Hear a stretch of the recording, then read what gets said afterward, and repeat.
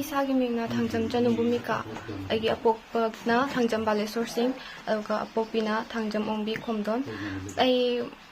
ꯖꯦꯅꯤꯝꯁꯇ ꯍꯟꯗꯛꯀꯤ 2024 and 25ꯀꯤ ꯕꯦꯠꯁ ꯑꯣꯏꯅ MBBS ꯁꯦꯂꯦꯛꯁꯟ ꯐꯪꯖꯔꯦ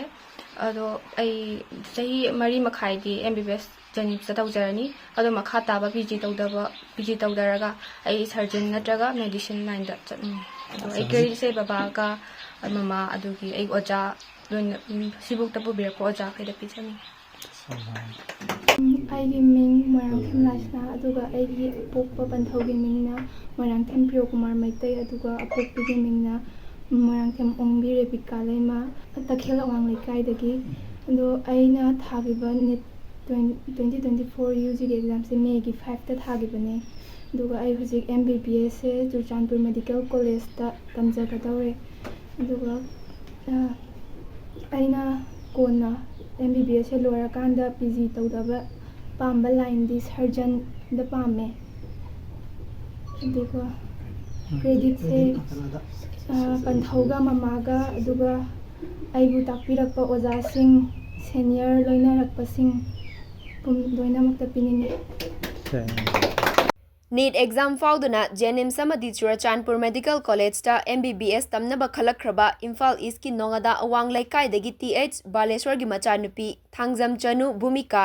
तखेल अवांग लैकाइदगी M प्रियोकुमार की मचानुपी मोइरांगथेम लाइसना चनु Ngasi Cheingak Cheisu na Pukning Thougatkhre Thoram ama Nongada Pangthokre Mahairoi ani gi imung manung yauna punna pangthokiba thoram aduda Cheingak Cheisu gi advisor Laishram Ragumani na haikibada Nongada dagi Mahairoi ani Lengaki institution singda MBBS Tamnaba Khallakhraba asi yamna nungai Mahairoi singbu Pukning Thougatkhre oina ngasi gi thoram asi pangthokpani makha tana makoina medicine doctor natraga surgeon oinaba hotnabadasu angamba mateng pangani makoina khalliba wakhalon adu yaunaba hotnabaga loinana मियामगी सेबा तौनबा होटनागदबनी हौरक्लिबा महैरोई सिंगना लमदमा सिगिदमक थबक कया तौनबगी वाखलोन अदु पोखनबा मथौ ताई हाइखी MBBS तमनबा खलखरबा महैरोई सिंग अदुदी थांगजम चनु भूमिकाना जेनिम्सटा अदुगा Moirangthem लाइसना चनुना Churachandpur medical कॉलेजटा तमनबा खलखिबनी मखोइना हराव तयामा फोंदोकपगा लोइनना मखा ताना medicine doctor नत्रगा surgeon ओइनबा होटनागनी हाइनसु फोंदोखी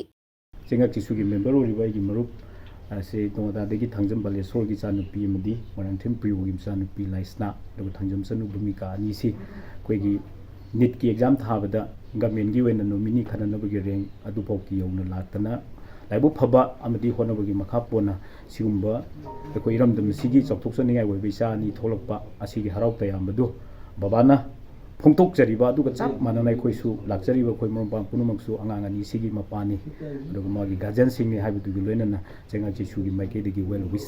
तौननबा अदुगा तुंगदा मखोइसे आइगे माइकेदगी सु इचानुपी अनि फमिबसिदा MD doctor Thangjam चनु भूमिका अदुगा डॉक्टर मोइरांगथेम लाइसना हाइबा मिंगदु नखोइना फंगनबा स्टिल नखोइबु होनबगी मथौ तारी हौजिक नखोइना चंजलिबा सि